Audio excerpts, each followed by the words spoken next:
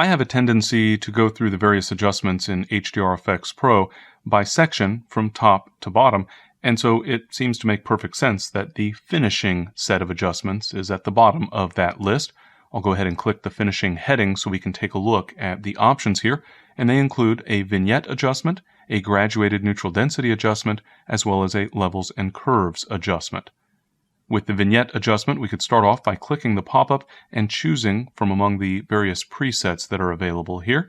If you see a good starting point for the image, you can select that here, but you can also expand the set of adjustment controls for vignette and then fine-tune the various adjustments. So the amount slider enables you to choose whether you want to lighten or darken the edges of the image and to what extent.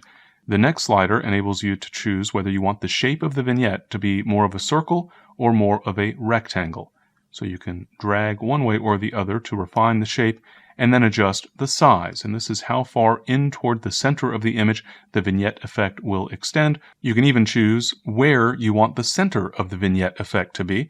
If you click the Place Center button, you can then click within the image to choose where you want to center the overall effect. And so here, for example, positioning the center down toward the bottom of the image means that the vignette effect will only affect the top corners of the image and not the bottom corners. I can then refine my overall adjustments. I'll tone down the effect here just a little bit, and then we can move on to the graduated neutral density effect.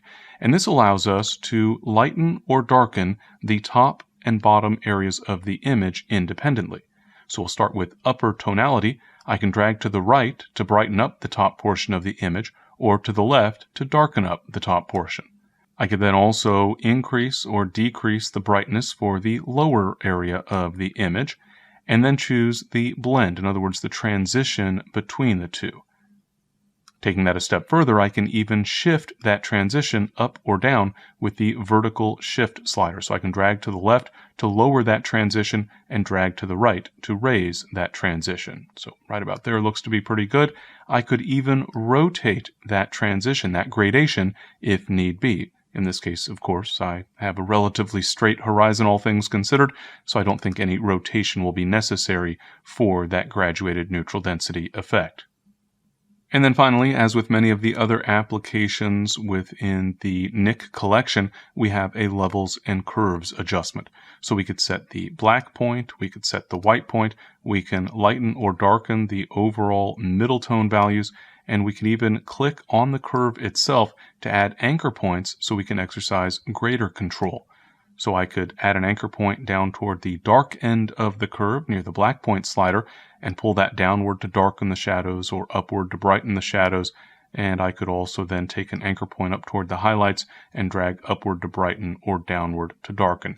And so while I would have applied most of my tonal adjustments with that tone compression or the tonality set of adjustments, you might want to apply just a little bit of finishing tonal adjustments with levels and curves.